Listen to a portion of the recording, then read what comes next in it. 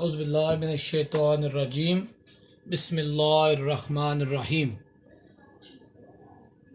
عزیز طلبہ، السلام علیکم ورحمۃ اللہ وبرکاتہ۔ امید ہے آپ سب خیریت سے ہوں گے۔ اللہ سب کو حفظ و امان میں رکھے، اور آج کل جو موذی وبا آئی ہے، اللہ پاک سب کو اس سے محفوظ فرمائے۔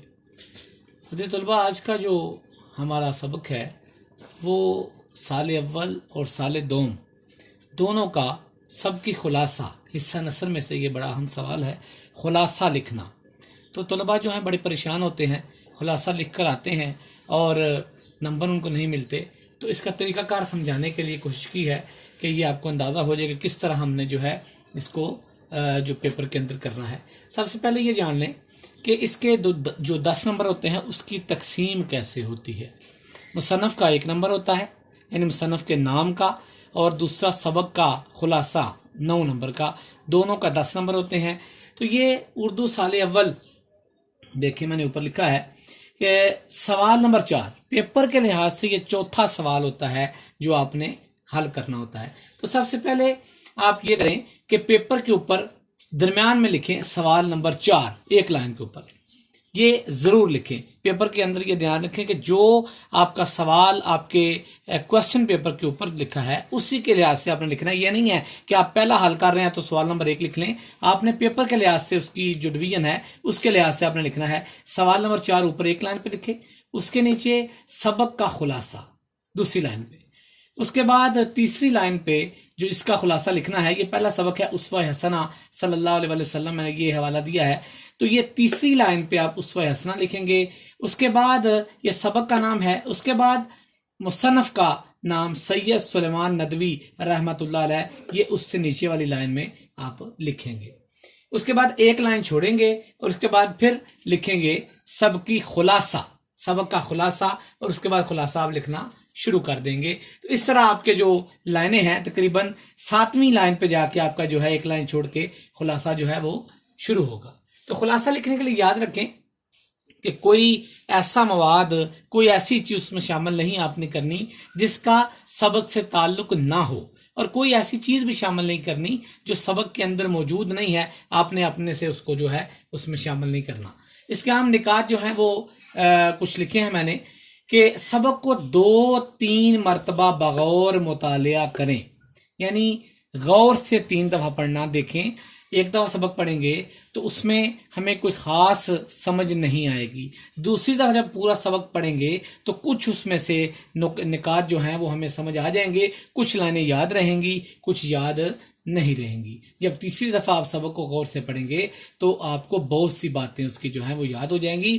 یاد رکھیں 2 یا 3 دفعہ ایک سبق کو خود سے پڑھیں، اور اقتباس یعنی جو پیراگراف ہے اس کے اہم نکات اخذ کر لیں، اس کو لکھ لیں کہ اہم نکات کون سے ہیں۔ ہر پیراگراف کے اندر سے آپ کم از کم ایک نقطہ بھی اگر نکال لیتے ہیں تو وہ آپ کے، اگر 10 پیراگراف ہیں 10 نکات آپ لکھ لیں گے، اور ان نکات کو ہر خلاصے کے اندر اس کو ہائی لائٹ کریں گے، اس کو جو ہے وہ مارکر سے نمایاں کریں گے تو اس کے اچھے نمبر ملیں گے۔ یاد رکھیں جس طرح آپ ممتحن کے لیے آسانیاں پیدا کریں گے چیک کرنے میں، اتنے زیادہ آپ کو اچھے نمبر وہاں سے ملیں گے۔ تو اخذ شدہ اہم نکات کو مختصر طور پر اپنے جو الفاظ ہیں اس میں تحریر کریں، یعنی جو آپ نے اخذ کیا نکات ان کو مختصر طور پر اپنے الفاظ میں آپ نے تحریر کرنا ہے۔ اور ایک سب سے بڑی بات کہ خلاصے کو زبانی یاد کرنا، رٹا لگانا، یہ غلط ہے، یہ درست نہیں ہے۔ خلاصے کو آپ یاد نہیں کریں، رٹا نہیں لگائیں، بلکہ اس میں نکات اخذ کریں، نکات کو یاد کریں، ان نکات کے حوالے سے آپ خلاصہ لکھیں۔ یاد رکھیں سبق کے اندر سے خلاصے میں کوئی چیز آپ نے شامل نہیں کرنی ہوتی، بلکہ اس میں جو زیادہ چیزیں، ایک بات کو زیادہ کسی بات پر بحث ہوئی ہے تو اس میں سے جو اہم نقطہ ہے اس کو لے کے اس لائن کو کریں، اس کے اہم نکات نہیں جانا چاہیے، مرکزی خیال نہیں جانا چاہیے، یہ یاد رکھیں۔ خلاصے کے لیے سبق کے تمام اہم نکات تحریر کریں، اور غیر سبقی مواد سے مراد ہے کہ آپ اس میں کو اپنے سے کوئی شعر لکھ لیتے ہیں، کوئی اقوال زرین لکھ لیتے ہیں، کوئی قرآن و حدیث کا حوالہ لکھ لیتے ہیں، تو عزیز طلبہ یہ خلاصے کے اندر جو چیز سبق کے اندر موجود نہیں ہے آپ نے اس کو خلاصے میں تحریر بالکل نہیں کرنا۔ یہ تشریح کی باتیں ہیں، خلاصے میں کوئی چیز شامل نہیں کرنی، خلاصہ مختصر کرنے کا نام ہے۔ اس کے بعد ہے سب کی خلاصے کی طوالت ہے طویل کرنا، حسب ضرورت ہونی چاہیے۔ میں کہتا ہوں کہ اگر آپ کا 3-4 پیج کا مطلب اس کا سبق ہے، 2-2.5 پیج کا آپ کا خلاصہ جو ہے وہ کافی ہے۔ اہم نکات کو مارکر سے نمایاں ضرور کریں، اس کے نمبر جو ہیں بڑے اچھے ملتے ہیں، کیونکہ ممتحن کے لیے آسانی ہو جاتی ہے۔ جتنی آسانی ممتحن کے لیے ہوگی آپ کے نمبر بھی اتنے اچھے آئیں گے۔ اس کے بعد اہم نکات میں نے سبق 1 سے جو ہے وہ کچھ لکھے ہیں۔ اسوہ حسنہ صلی اللہ علیہ وسلم، پہلا جو صفحہ ہے اس کے اندر پہلا پیراگراف کے اندر ہے خدا کی محبت کی اہلیت، یعنی 2 طریقے خدا کی محبت کا جو طریقہ ہے وہ کیا ہے؟ قرآن و سنت، اللہ کی کتاب اور رسول اللہ صلی اللہ علیہ وسلم کی سنت، اس سے اللہ کی محبت کا بندہ اہل بن جاتا ہے۔ یہ پہلا پیراگراف ہے، اسی کے گرد سارا لکھا ہے کہ اسلام نے اپنے ماننے والے کے لیے جو چیزیں بتائی ہیں وہ یہ ہیں۔ دوسرے پہلا جو صفحہ ہے اس کا دوسرا پیراگراف ہے دنیاوی نظم و نسق کا انتظام۔ اب ہم نے زندہ رہنا ہے تو دنیا میں رہنے کے لیے کوئی رہن سہن کے طریقے ہوتے ہیں، کوئی نظم و نسق ہوتا ہے، کسی کی پیروی کرنی ہوتی ہے، کس سے سبق لینا ہوتا ہے، سب باتیں ہم نے سیکھنی ہیں، اور ان سب باتوں کو سیکھنے کے لیے ہمارے پاس جو طریقہ ہے وہ رسول اللہ صلی اللہ علیہ وآلہ وسلم کی زندگی ہے۔ تو آپ صلی اللہ علیہ وسلم کی زندگی کا طریقہ دنیاوی نظم و نسق کے لیے بہت ضروری ہے۔ اسلام اس دنیا کی بنیاد اختلافی عمل پہ ہے۔ اس کے بعد انسانوں کے لیے نصیحت، تو انسانوں کے لیے نصیحت کیا ہے؟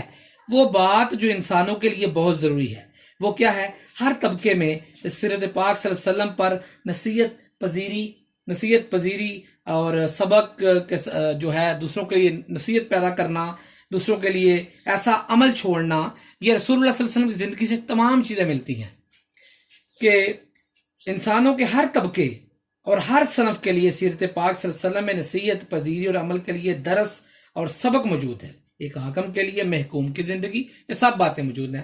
صفحہ نمبر 2 کے اندر دیکھیں جی، پہلے پیراگراف کے اندر انسانی جذبات و احساسات، اور ہر انسان کے جذبات و احساسات مختلف ہوتے ہیں۔ ہر انسان اپنے لحاظ سے سوچتا ہے، ہر ایک کا غصہ اپنا ہوتا ہے، محبت اپنی ہوتی ہے، ہر انسان کی سوچ اپنی ہے، مگر اس کو کامیابی کے لیے ایک طریقہ ضروری ہے، رسول اللہ صلی اللہ علیہ وسلم کا، جو دنیا اور آخرت میں کامیابی کی ضمانت ہے۔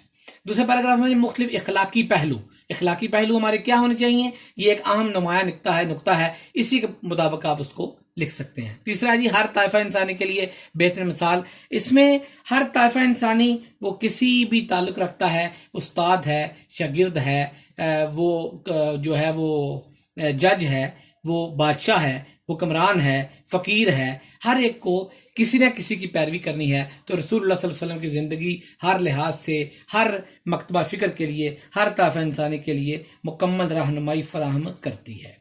ایک ایسی شخصی زندگی جو ہر طائفہ انسانی، ہر حالت انسانی کے مختلف مظاہر، ہر قسم کے جذبات و کامل کا اخلاق کا مجموعہ ہے، وہ صرف رسول اللہ صلی اللہ علیہ وآلہ وسلم کی زندگی ہے، ان کی سیرت ہے۔ کوئی دولت مند ہے، کوئی تاجر ہے، کوئی بھی ہے، وہ رسول اللہ صلی اللہ علیہ وسلم کی سیرت سے مکمل اس کو رہنمائی مل سکتی ہے۔